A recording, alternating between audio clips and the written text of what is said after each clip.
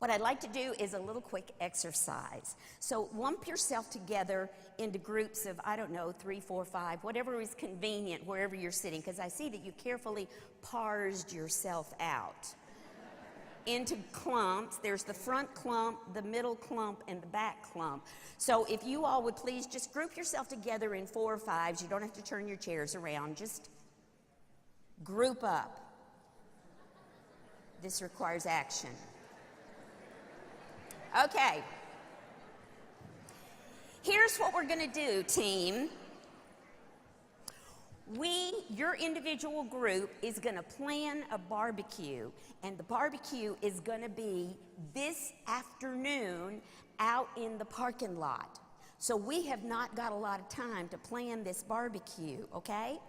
So you're going to go around your individual group, and each of you is going to offer a suggestion.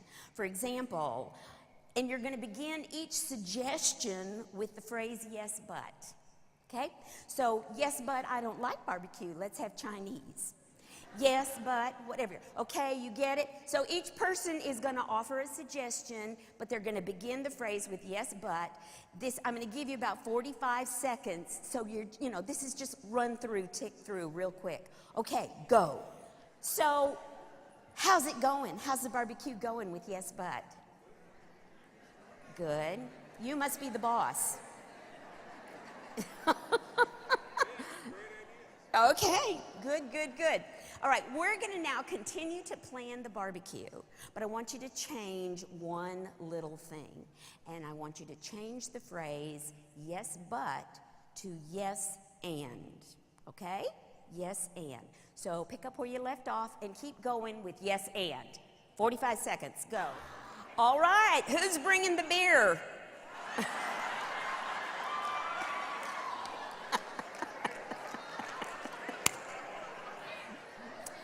Okay. What can we learn from this exercise? How does yes, but feel? Negative. Yes, but. Who do we think we're kidding when we say yes, but? What does yes, but really mean? No. It means not only that, but that's a stupid idea. I'm not so sure about you either for even suggesting it. And let me tell you the 47 reasons why that won't work, right? Yes, but takes our innate ability to focus on the one itty-bitty thing that won't work and just beat the tar out of it, right? What does yes and mean? Agree? Sort of.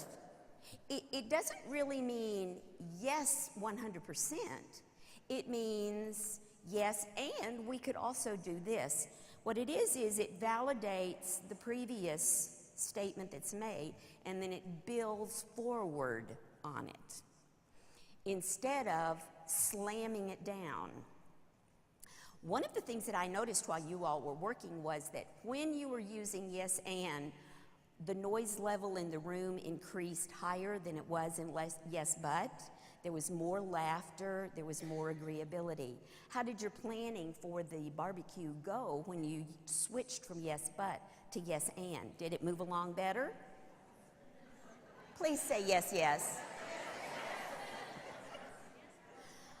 Okay, here's the deal. Saying yes and to life is more than just a habit of speech. You see, as human beings, we are hardwired to see threats. I mean, saber-toothed tigers and protecting ourselves in the woods and naked and afraid, those things. We are hardwired for survival and looking for threats. It actually takes conscious skill and cultivation to quit looking for threats because there are not that many saber-toothed tigers out there. And for example, this barbecue was really not that threatening. Yes, but is focusing on the negative.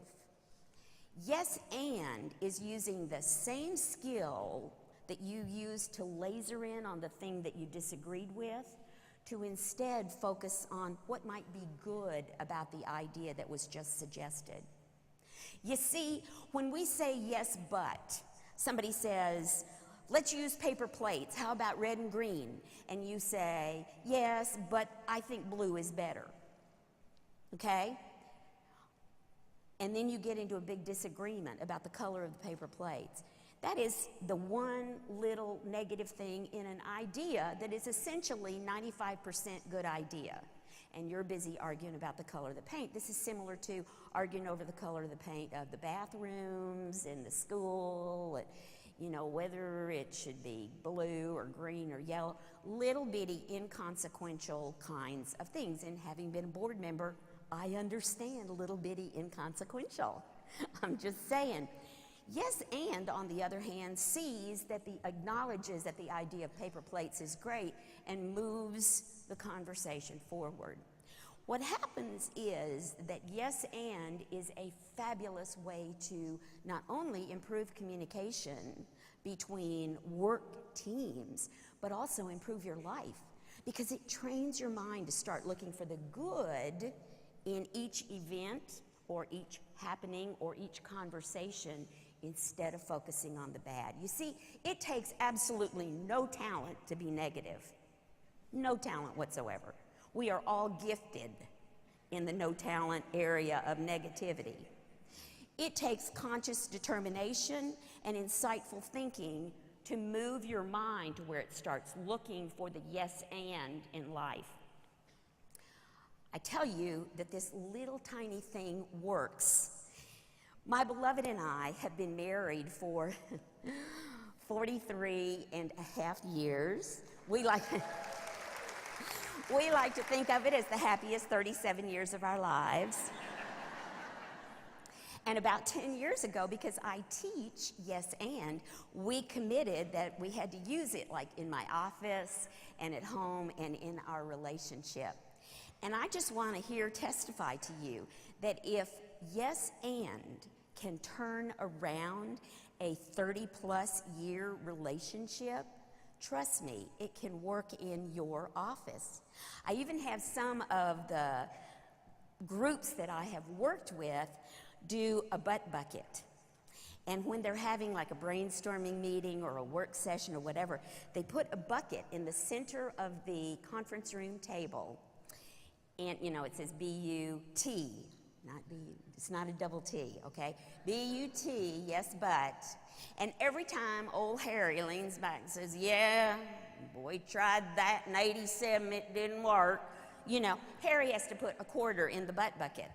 Or maybe, I don't know, $5 if he has a really flat learning curve, okay? The point is to draw attention to how many yes buts fill your conversation and therefore fill your mind. You can use the money for anything you want. Give it to your favorite foundation or charity, have a pizza party, pizza. You probably can't do pizza anymore because it's not nutritionally good enough for the children. It's okay to have it at home, but not at school. Yeah, so anyway, you can do whatever you want with the money. The point is, you can have much more productive working in arrangements, working relationships, if you apply yes and. So the next time you're in a fist fight meeting with that most disagreeable, difficult person, say, humor me. Let's just use yes and every time we start a new thought, and let's see if we can't move this whole project forward just a skosh. Okay? So, yes and to life. I'll tell you, I teach this for like 12 years now. I still can catch myself saying yes, but occasionally. It is not an easy habit to break.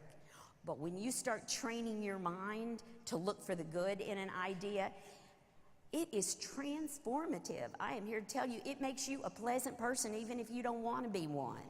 Right? Okay, so let's say yes and. Yes and.